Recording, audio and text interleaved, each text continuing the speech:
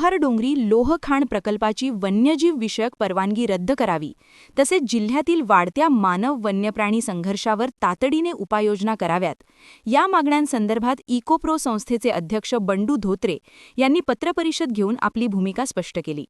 यावेळी त्यांनी 5 मार्च 2026 पासून बेमुदत अन्नत्याग सत्याग्रह सुरू करण्यात येणार असल्याची अधिकृत घोषणा केली।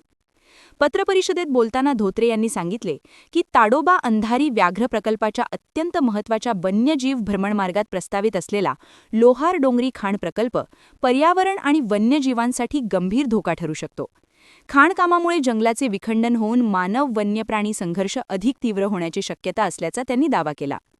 या प्रकल्पामुळे सुमारे 35.95 हेक्टर समृद्ध वनक्षेत्रातील 18,000हून अधिक वृक्षतोड होणार असून वाघ, बिबट्या, अस्वलांसह अनेक वन्यप्राण्यांच्या अधिवासावर परिणाम होईल, असेही त्यांनी नमूद केले।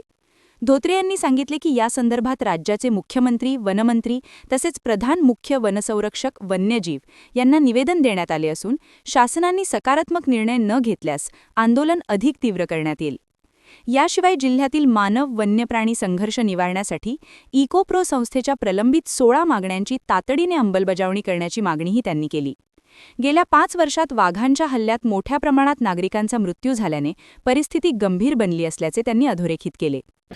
येत्या 5 मार्च पासून लोहार डोंगरी येथील लोहखान प्रकल्पाची वन्यजीव विषयक परवानगी नाकारावी, यासोबतच मानव वन्यप्राणी संघर्ष जो चंद्रपूर जिल्ह्यात वाढलेला आहे त्याच्या 16 अत्यंत महत्त्वाच्या मागण्यांना घेऊन हे अन्नत्याग सत्याग्रह करण्यात येणार आहे।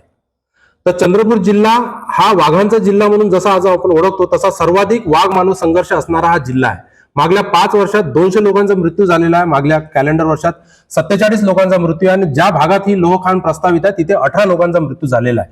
एकंदरीत आपण जर विचार केला की चंद्रपूर जिल्ह्यामध्ये संविधानाने दिलेला जगण्याचा अधिकार कलम 21 नुसार तोच कुठेतरी बाधित होत आहे।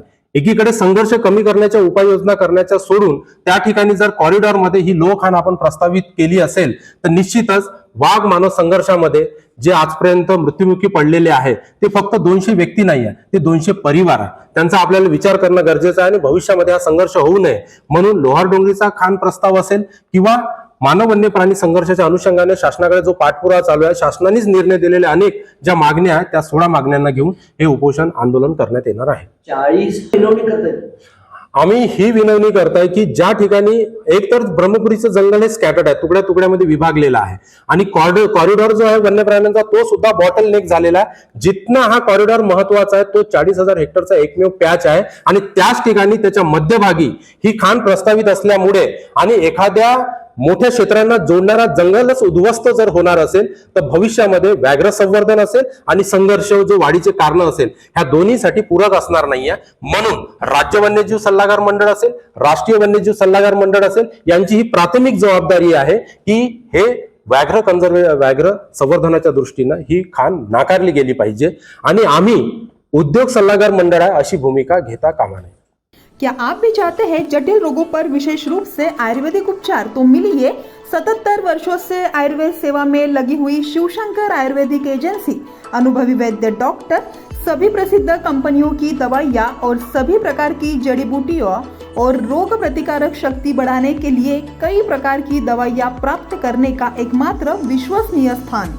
हमारे यहाँ सभी प्रतिष्ठित कंपनियों की दवाइयाँ उपलब्ध है।